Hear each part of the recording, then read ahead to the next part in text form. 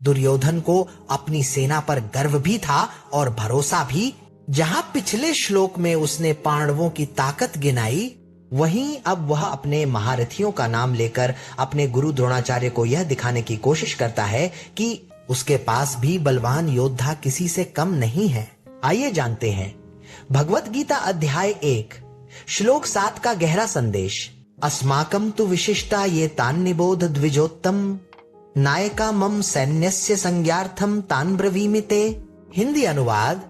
हे द्विजश्रेष्ठ ब्राह्मणों में श्रेष्ठ गुरु द्रोणाचार्य, अब आप मेरी सेना के प्रमुख योद्धाओं को भी जान लीजिए, जिन्हें मैं आपके सामने संक्षेप में बताने जा रहा हूँ। भावार्थ और पृष्ठभूमि। पिछले श्लोक में दुर्योधन ने पांडवों की ओर के महारथियों का वर्णन किया था। उसने यह बताकर संकेत दिया कि सामने खड़ी सेना कमजोर नहीं बल्कि धर्म और पराक्रम से भरी हुई है।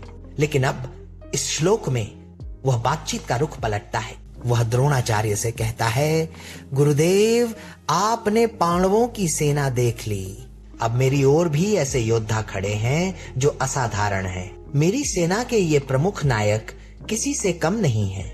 यह दुर्योधन की मानसिकता को साफ दिखाता है।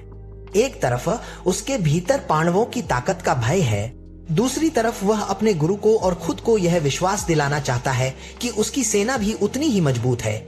यह मनोविज्ञान हर इंसान की जिंदगी में देखने को मिलता है। जब हम अपने प्रतिद्वंद्वी की ताकत देखते हैं तो अंदर से डर लगता है, लेकिन उसी डर को छिपाने के लिए हम अपनी खूबियों को बढ़ा चढ़ाकर दिखाने लगते हैं। Life lessons. अब आइए समझते हैं कि यह श्लोक हमें क्या सिखाता है। 1. हर चुनौती का सामना आत्मविश्वास से करो। दुर्योधन जानता था कि सामने धर्म की ताकत है, लेकिन उसने तुरंत अपनी सेना का बखान शुरू किया। यह हमें सिखाता है कि जब भी जीवन में कोई चुनौती सामने आए तो हमें अपनी खूबियों और ताकत पर ध्यान देना चाहिए। डरने से बेहतर है आत्मविश्वास से खड़ा होना। 2. दूसरों की ताकत को मानना जरूरी है, लेकिन खुद को कम मत समझो। दुर्योधन ने पांडवों की शक्ति स्वीकार की, लेकिन अपनी सेना को भी महत्व दिया। यह संतुलन जरूरी है।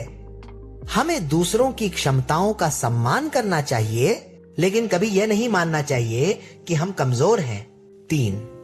टीम के नायक ही असली ताकत होते हैं। दुर्योधन अपनी सेना के नायकों की सूची देने जा रहा है।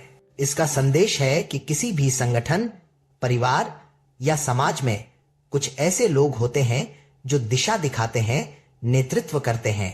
अगर सही नेता हो तो पूरी टीम मजबूत हो जाती है। 4. सिर्फ संख्या नहीं, गुणवत्ता मायने रखती है।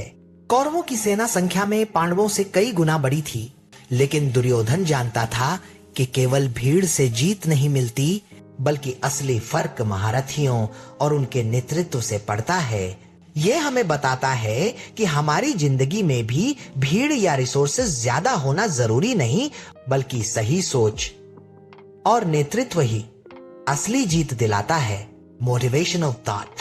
श्लोक 7 हमें यह सिखाता है कि कठिन परिस्थितियों में हमें डरकर हार मानने के बजाय अपनी ताकत और टीम की शक्ति पर भरोसा करना चाहिए।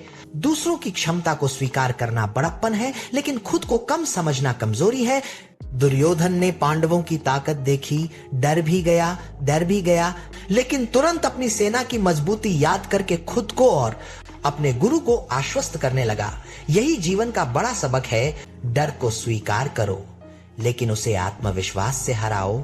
और अगले श्लोक में हम देखेंगे कि दुर्योधन अपनी सेना के कौन कौन से प्रमुख योद्धाओं के नाम गिनाता है। अगर आपको यह वीडियो अच्छा लगा और इससे आपको जीवन में कुछ सीखने को मिला तो इसे सब्सक्राइब, लाइक और शेयर जरूर करें। और ऐसे ही हर श्लोक के साथ जीवन बदलने वाले संदेश पाने के लिए हमारे चैनल जीवन अग श्लोक को सब्सक्राइब करना न भूलें।